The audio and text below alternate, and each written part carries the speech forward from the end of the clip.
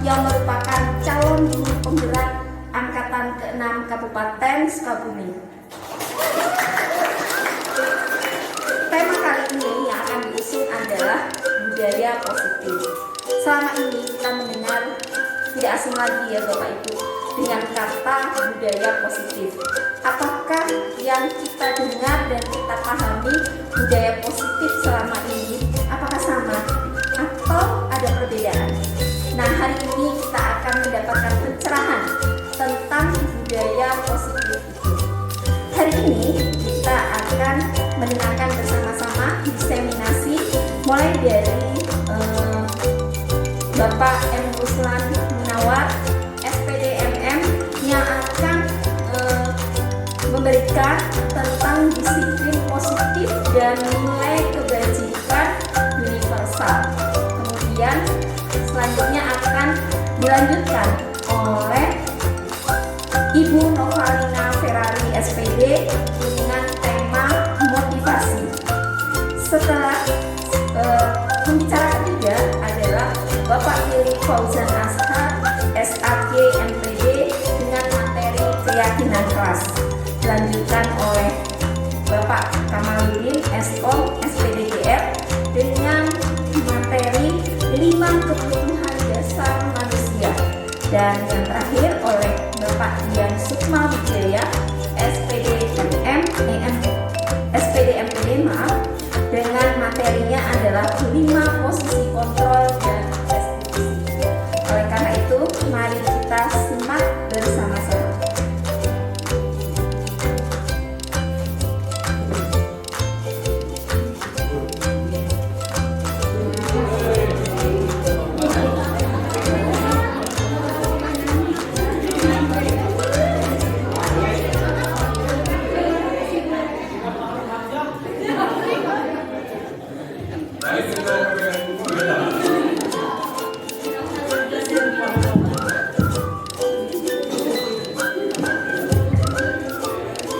Bismillahirrahmanirrahim. Assalamualaikum warahmatullahi wabarakatuh. Ibu dan Bapak guru hebat, salam sehat, salam bahagia. Untuk memenuhi tugas di modul 1.4 dalam rangka diseminasi tentang budaya positif, rangkaian penyampaian tadi mulai dari nilai-nilai kebaikan universal, budaya positif dari teori motivasi, kemudian saya keyakinan kelas. Saya mencoba menelaah secara kritis keyakinan kelas bahkan keyakinan sekolah. Jadi tingkatannya dari mulai kelas, dari mulai diri, dari kelas kemudian bahwasannya kita sudah memiliki sendiri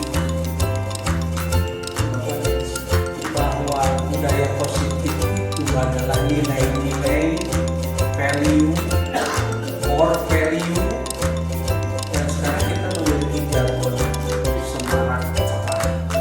Itu sudah menjadi satu keyakinan sekolah sebetulnya. Cerdas, empati, religius, dan humanis.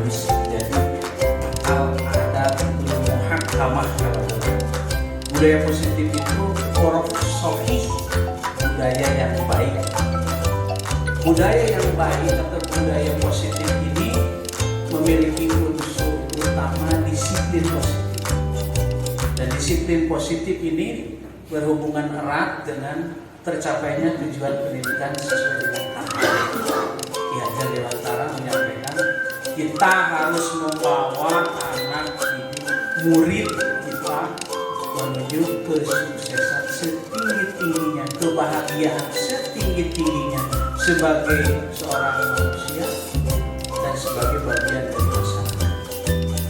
Selanjutnya, bahwasannya salah satu langkah untuk menimbulkan kembali disiplin positif sebagai unsur utama budaya positif yang di dalamnya adalah value, keyakinan, menumbuhkan bahwa kita berpihak kepada murid itu, menjadikan murid lebih berpikir kritis, mempunyai rasa hormat dan tanggung jawab melalui disiplin positif. Nah, di antara langkah berikutnya setelah kita selama pandemi kita tidak bertemu di dalam kelas atau pembelajaran tatap muka, kita merancang tatap muka terbatas dulu, kemudian sekarang sudah full pertemuan kita di dalam kelas. Itu berat ketika anak selama 2 tahun lebih mereka dinabobokan dengan nyaman di rumah, keterbatasan karena situasi, kemudian mereka berada di dalam kelas. Kita merasakan sendiri bagaimana kehadiran kita di tengah-tengah mereka yang kemudian setelah diguncang oleh COVID-19, karakter mereka terasa begitu ingin kita kembalikan. Nah, pengalaman kita dulu mungkin Pak Kasih pernah sama-sama di mater itu, kita bikin di kelas di pertemuan awal itu adalah membuat kesepahaman, kesepakatan bersama merancang sebuah keyakinan. Kalau dulu saya dengan Pak Hentang, Pak Kasih, ada the do's and the don't, apa yang boleh dan apa yang tidak. Seperti kita pertemuan hari ini, kita sampaikan the do's and the don't. Tolong pertemuan kita yang di belakang jangan begini, jangan begitu. Itu termasuk keyakinan rapat kita hari ini adalah bagian dari prosesi membentuk sebuah keyakinan rapat kita. Nah, begitu melihat ke belakang, saya teringat kembali kepada core value, keyakinan-keyakinan kita. Budaya positif yang sudah terjadi di lingkungan SMA Nagrak, mulai dari pagi hari kita datang di gerbang utama, menyambut anak-anak didik kita, murid kita, melurus kepala mereka, menyambut musafahat, saling bersalaman, bermusafahat, kemudian duduk bersama di masjid untuk pelaksanaan membaca ayat suci Al-Quran adalah kebiasaan-kebiasaan budaya positif. Nah, ini kita kembali ke kelas. Jadi perilaku warga kelas tersebut akan bersama-sama merancang. Dan kita awali dengan sebuah pembicaraan di tingkat manajemen review. Kita sampaikan bahwasanya termasuk budaya positif ini disampaikan bahwa akan ada diseminasi di level satuan pendidikan. Selanjutnya, kita di kelas mulai dengan anak-anak kita menyampaikan core value, menyampaikan nilai-nilai kebajikan universal. Tidak boleh apa di kelas, tidak boleh nampak apa di kelas, harus apa di kelas. Itu setiap mapel itu mungkin memiliki aturan main tersendiri. Di pelajaran saya terutama harus bisa dulu membaca ayat Al-Quran sebagai modal awal, dan itu diketahui dari tes diagnostik awal bagaimana bacaan, kualitas bacaan mereka. Setelah disampaikan, guru membersamai mereka membuat rumusan kelas ideal, kelas impian yang diinginkan itu apa. Silakan anak-anak tulis apa yang diinginkan.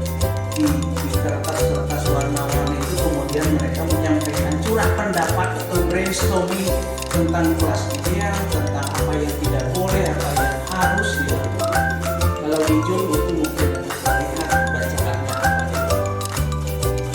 Nah ini juga salah satu di antara yang saya klaim anak-anak menyampaikan surat pendapatnya di kelas 12 IPS 3. Mungkin yang mengajar bagaimana seorang Adam itu, bagaimana seorang Asa itu, bagaimana menyampaikan yang diinginkan, yang diharuskan kelas keyakinan kelas seperti apa.